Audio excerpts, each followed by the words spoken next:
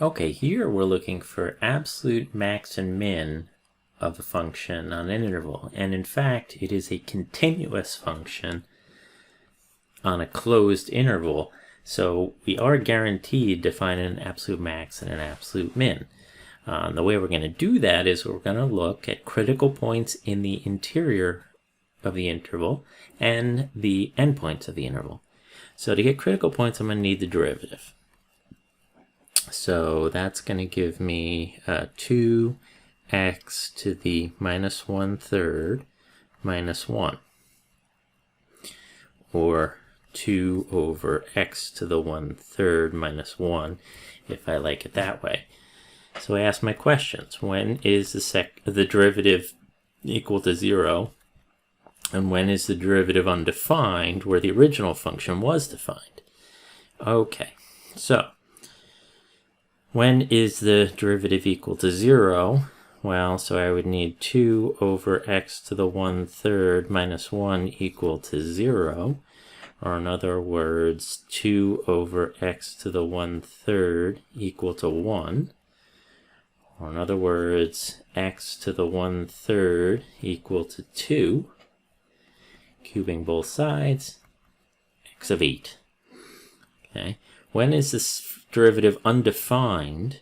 Well, it's undefined when x is 0. And notice the original function was defined at x equals 0. So that is a critical number as well.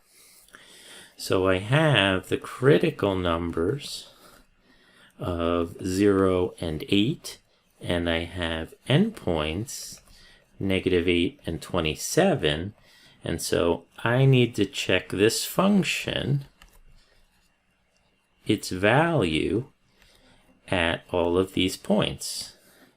So I need it at -8, I need it at 0, I need it at 8, and I need it at 27. Once I do that, I'll be able to pick the highest and lowest.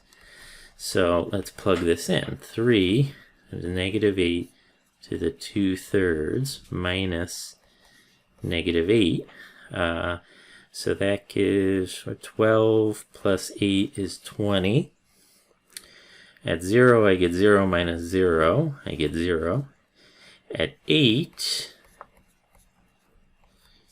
that's a 3. Minus 8. Now this time I get 3 times 4 is 12. I get 4.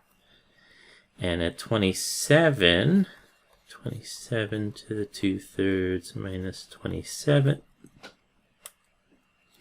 And that's going to give me, so 27, 3, 9, that's 0 as well there. So there I get my absolute max of 20. That's an f of -8 is 20.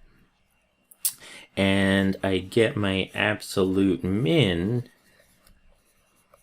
value at 0, and 27, and the value, the absolute min, is 0.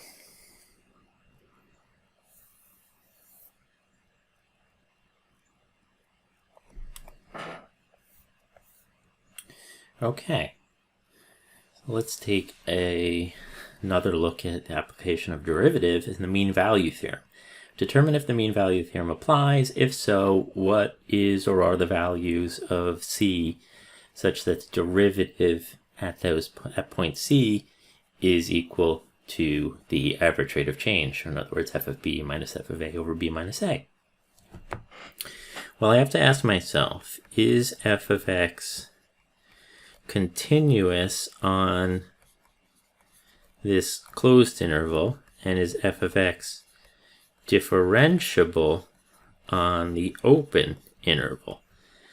Okay, well, 1 over x is continuous everywhere except when x is 0.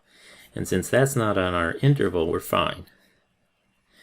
The derivative is -1 over x squared, which is perfectly fine on open 1, 2. So we're good, meaning NVT definitely applies here. Okay, now that it applies, I can figure out, what f prime of c, this guaranteed value of the derivative is. That's f of b minus f of a over b minus a. In this problem, that would be f of 2 minus f of 1 over 2 minus 1. F of 2 is 1/2. F of 1 is 1 over 1. So I get 1/2 minus 1, which is minus 1/2 over 1. So I get minus 1/2. So this here is the guaranteed value of the derivative. So we're saying that the derivative, which we'd already calculated to be negative 1 over x squared, must take the value negative 1/2 at some point, and we want to figure out where that is. We can in this problem. So obviously, if negative 1 over x squared is equal to negative 1 over 2, then I would need x squared equal to 2, which would give me x as plus or minus radical 2. But remember, I'm looking at the interval 1, 2. So the only one in there is positive radical 2.